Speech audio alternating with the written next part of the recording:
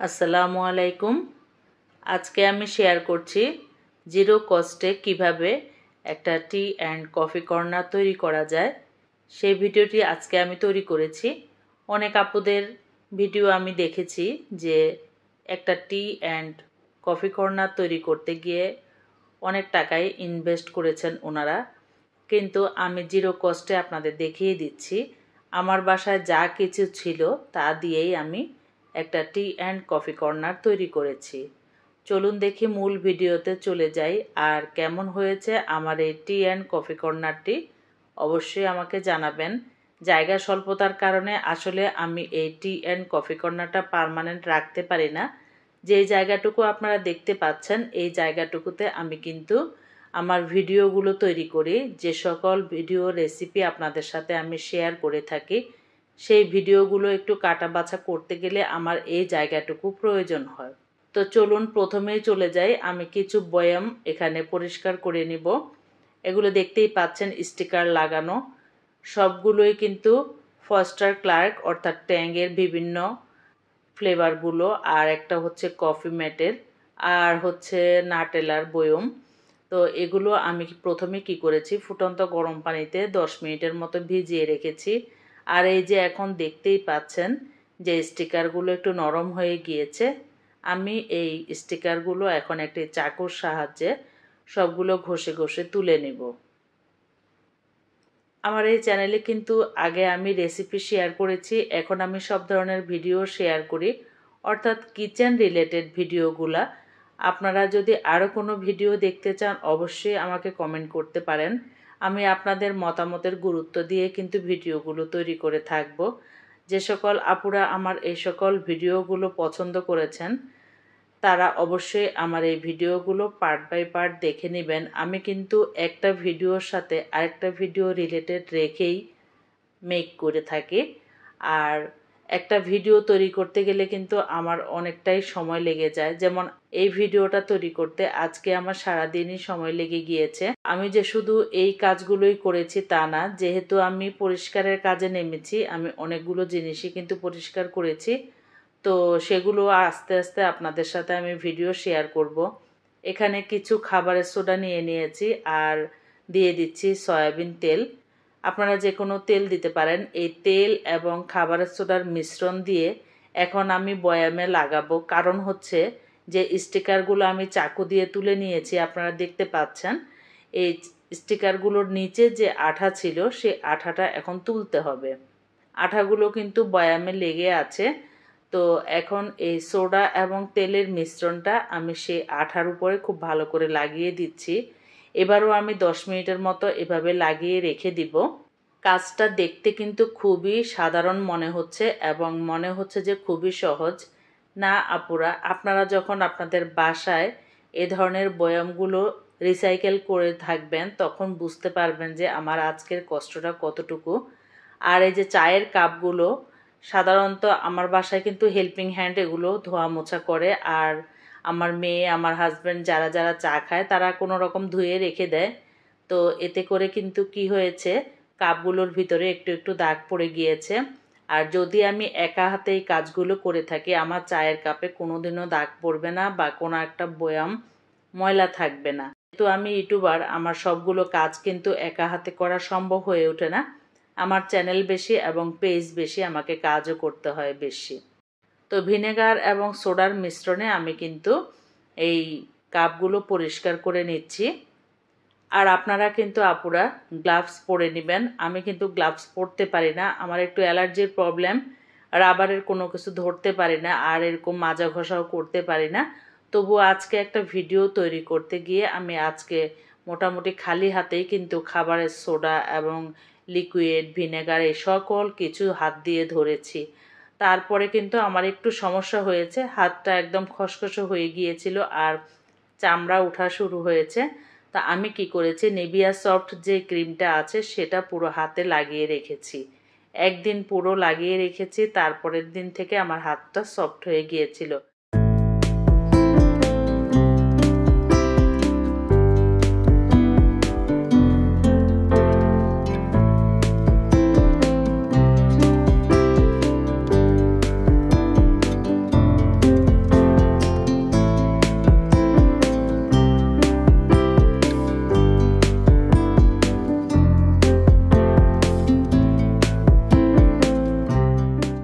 সবগুলো বয়াম এখন এই তারের যে মাজনিটা আছে এটা দিয়ে পরিষ্কার করে নিব, কারণ আঠাগুলো তো আমি তুলেছি একটু তেল এবং সোডার সাহায্যে। তারপরে বাকি বয়ামটাকে পুরোপুরি পরিষ্কার করতে আমাকে মাজনিটা এখন ব্যবহার করতে হবে। আপনারা অবশ্যই যারা পারেন তারা কিন্তু গ্লাভস পরে নেবেন, তাতে করে কিন্তু আপনাদের হাতটা সুরক্ষিত থাকবে। আমি কখনোই গ্লাভস পরে কাজ করতে পারি না, আমার একটু সমস্যা হয়, সেজন্য আমি এভাবেই সরাসরি হাত দিয়ে পরিষ্কার করে আপনাদের দেখিয়েছি। দেখতেই পাচ্ছেন বয়ামগুলো কত পরিষ্কার হয়েছে, তাই না? এখন আমি যদি টাকা দিয়ে কিনতে যাই এই চায়ের জন্য বয়াম, দুধ, কফি, চিনি, বিভিন্ন বয়ামগুলো যদি এখন আমি কিনতে যাই, সুন্দর সুন্দর বয়াম অবশ্য মার্কেটে পাওয়া যায়, তো আমার কি করতে হবে, অনেকগুলো টাকা খরচ করতে হবে। আসলে সবসময় সব কিছু সম্ভব হয়ে ওঠে না, আর সবার পক্ষে সব কিছু সম্ভবও হয় না। তো যদি কখনো কিনতে পারি আপনাদের সাথে শেয়ার করব। প্রতিটা বয়াম আমি এভাবে পরিষ্কার করে নিচ্ছি। আর আমার বাসায় কিন্তু এই ধরনের ট্যাঙ্গের বয়াম, হরলিক্সের বয়াম অনেক আসে, আর আমি কাচের বয়ামগুলোও কিনে থাকি, কেননা এগুলো কিন্তু রিসাইকেল করে আবার সুন্দর সুন্দর জিনিস রেখে পরিবেশন করা যায়, দেখতেও ভালো লাগে ক্লিয়ার যেহেতু। সেজন্য আমি একটু কেনার সময় কাচের বয়াম দেখেই কিনে নেই। তো এভাবে আমি সবগুলো বয়াম পরিষ্কার করে নিচ্ছি। আর এই চায়ের কাপগুলো ততক্ষণে কিন্তু দাগ উঠে যাবে, যেহেতু সোডা এবং ভিনেগার দিয়ে ভিজিয়ে রেখেছি। এই মুখাগুলো আমি প্রথমে এই তারের মাজনি দিয়ে পরিষ্কার করেছি, হচ্ছিল না, তো আমি এখন একটা ব্রাশ নেব। আপনাদের হাতের কাছে যদি এরকম ব্রাশ না থাকে, যে কোনো টুথব্রাশ দিয়েও কিন্তু আপনারা করতে পারবেন। তো আবারও কিন্তু সোডার সাথে একটু ভিনেগার মিশিয়ে নিয়ে এখন এই কাপড় কাচার যে ব্রাশটা আছে এটা দিয়ে আমি ঘষে ঘষে পরিষ্কার করে নিচ্ছি। আশা করি আপনাদের ভালো লাগবে, আর কেমন হয়েছিল অবশ্যই কমেন্ট করে জানাবেন।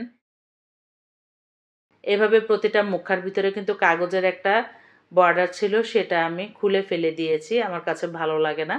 আর মুখাগুলো আমি এখন এভাবে প্রতিটা ব্রাশ দিয়ে পরিষ্কার করে নিয়েছি। এখন সব কিছু ধুয়ে নেব, আর কিভাবে কি করছি সাথেই থাকেন, আপনারা দেখতে থাকুন। আমার এই চ্যানেলে রেসিপি এবং অর্গানাইজেশন ভিডিও সবসময় এখন শেয়ার হয়ে থাকবে, আপনারা চাইলে দেখে নিতে পারেন। এই ভিডিওটির কোনো অংশ যদি আপনাদের ভালো লেগে থাকে অবশ্যই আমার ভিডিওটিতে একটা লাইক দিয়ে দিবেন। খুব ভালো লাগে যখন এত কষ্ট করে সারাদিন খেটে একটা ভিডিও তৈরি করি, আর আপনারা যখন আমাকে একটা কমেন্ট করেন বা আমার ভিডিওটিকে মূল্যায়ন করেন, তখন যে কতটা ভালো লাগে তা আপনাদের বোঝাতে পারবো না। যারা আমার মতো কন্টেন্ট ক্রিয়েটর তারা অবশ্যই বুঝবেন যে এত কষ্ট করে আমরা যখন একটা কন্টেন্ট তৈরি করি, তখন যদি রেসপন্স পাই তাহলে মনে চায় যে আরও ভালো ভালো ভিডিওগুলো মেক করি। আসলে আমরা কেন খাটবো যদি আপনাদের একটু উৎসাহ না পাই? উৎসাহ পেলেই কিন্তু কাজের আগ্রহটা বেড়ে যায়, তাই না? সেজন্য আপনারা কি করবেন, কমেন্ট বক্সে এসে একটা সুন্দর করে কমেন্ট করে যাবেন। এছাড়াও আপনারা কোনো ধরনের ভিডিও দেখতে চাইলে আমাকে অবশ্যই কমেন্ট করতে পারেন, আমি আপনাদের ইচ্ছে অনুযায়ী ভিডিওগুলো তৈরি করব। এই চ্যানেলের রেসিপি এবং অর্গানাইজেশন ভিডিওগুলো আপনাদের কেমন লেগেছে অবশ্যই কিন্তু আপনাদের মতামত জানাবেন। আর এই যে দেখতেই পাচ্ছেন সব কিছু পরিষ্কার করে নেওয়া হয়ে গিয়েছে, এবারে শুধু ডেকোরেশনের পালা। তো প্রতিটা বয়ামে আমি এরকম ছোট ছোট স্টিকার, অর্থাৎ কলম দিয়ে একটু সাদা কাগজে লিখে তারপর কস্টিক দিয়ে লাগিয়ে দিয়েছি। আর এখন যে চামচগুলো, এই চামচের হোল্ডারটা আমি একটু পরিষ্কার করে নিয়েছি, যেহেতু ভিডিও তৈরি করছি তো এটাই একটু পরিষ্কারের বাকি ছিল। আর এখন কফি প্যাকেটটা কেটে নিয়েছি, আর এখান থেকে কফির যে ছোট ছোট প্যাকগুলো সেগুলো আমি বয়ামে এভাবে রেখে দিচ্ছি। আমি এরকমই কিন্তু এখন কিনে থাকি, কেননা আমি এক বয়াম কফি যদি কিনি, আমার বাসায় যেহেতু আমার মেয়ে একাই খায় কফি, তো আমার কফিগুলো শেষ হয় না। আলটিমেটলি পরে কি হয়, জমাট হয়ে যায়, অনেক দিন সময় লেগে যায় কফিটা শেষ হতে। তো আমি এই প্যাকেট হিসাবে কিনে নিয়ে আসি, মেয়ের যখন প্রয়োজন হয় তখন এই কফি প্যাকেটটা তৈরি করে তারপর খেয়ে নেয়। তো এক প্যাকেট কাটার পরে এখান থেকে 4টা অবশিষ্ট রয়েছে, সেটা আমি সামনেই রেখে দিয়েছি। আর এখন বয়ামগুলোতে আমি কিছু বিস্কিট, চানাচুর, যেহেতু টি কর্নার অ্যান্ড কফি কর্নার সাজাচ্ছি, এখানে একটু বিস্কিট চানাচুর অবশ্যই চাই। আর যদি আমার হাতের তৈরি করা কিছু থাকে তো কোনো কথাই নেই। তো আমি যেহেতু হাতের তৈরি করা কিছু নেই এই মুহূর্তে, সেহেতু বিস্কিট এবং চানাচুরটাই আমি পরিবেশন করছি। হয়তো আপনারা আপনাদের টি কর্নার বা কফি কর্নারে অনেক অনেক কিছু দিয়ে আপনারা তৈরি করে থাকেন, কিন্তু আমার যা ছিল আমি তা দিয়ে তৈরি করে আপনাদের সাথে শেয়ার করেছি। যদি ভালো লাগে মতামতটা অবশ্যই জানাতে ভুলবেন না। আরও কিছু বিস্কিট আমি এখন পরিবেশন করে নিচ্ছি। আর এই বক্সগুলো হচ্ছে টাপারওয়্যারের বক্স, অনেক আগে কিনেছিলাম। এই যে ট্রেগুলো দেখতে পাচ্ছেন এগুলোও কিন্তু আমি আমার সুকেস থেকে নামিয়ে নিয়ে এসেছি। এগুলো আমার অনেক আগের কেনা। তো আজকে কিন্তু আমি কোনো টাকা পয়সা খরচা করে কিছু কিনে তারপর এই কফি অ্যান্ড টি কর্নারটা তৈরি করিনি। সবারই স্বপ্ন থাকে একটা কফি অ্যান্ড টি কর্নার তৈরি করার, কিন্তু আমার আসলে জায়গা স্বল্পতা। আমি আপনাদেরকে বলেছি আমার কোনো এরকম তাক নেই এক্সট্রা যে আমি কফি কর্নার টি কর্নার তৈরি করে রাখবো। এইটুকু জায়গার মধ্যে আমাকে কিন্তু ভিডিও তৈরির কাজ করতে হয়। সেজন্য আমি সবসময় এটা পার্মানেন্ট এভাবে রাখতে পারবো না। আমাকে আবার এই জিনিসগুলো আরেক জায়গায় সেট আপ করতে হবে। তো সেই ভিডিওটা আপনাদের দেখিয়ে দিব কেমন হয়েছিল আমার কফি কর্নার এবং টি কর্নারটা। আপনারা অবশ্যই আমাকে জানাতে কিন্তু ভুলবেন না। আমি অপেক্ষায় থাকবো আপনাদের কমেন্টের। আজকে তৈরি হয়ে গিয়েছে আমার একটা ছোটোখাটো কফি অ্যান্ড টি কর্নার। আর আমার মেয়ে আমাকে একটা কাগজে লিখে দিয়েছে টি অ্যান্ড কফি কর্নার। আশা করি আপনাদের ভালো লাগবে। ও আসলে ছোট মানুষ, আমাকে জাস্ট উৎসাহ দিয়েছে যে মা একটা টি অ্যান্ড কফি কর্নার তৈরি করছে। তো সেক্ষেত্রে ও আমাকে এভাবে লিখে আসলে সাধুবাদ জানিয়েছে, মা তুমি কাজ করে যাও, একদিন না একদিন তুমি সাকসেসফুল হবে। হ্যাঁ, তাই তো আমি সেই আশায় কাজ করে যাচ্ছি আপুরা, আর আপনাদের ভালোবাসা চাচ্ছি। অবশ্যই আমার ভিডিও দিতে লাইক দিয়ে দিবেন আর চ্যানেলটি সাবস্ক্রাইব করে পাশে থাকা বেল অপশনটি প্রেস করে দিবেন। আল্লাহ হাফেজ।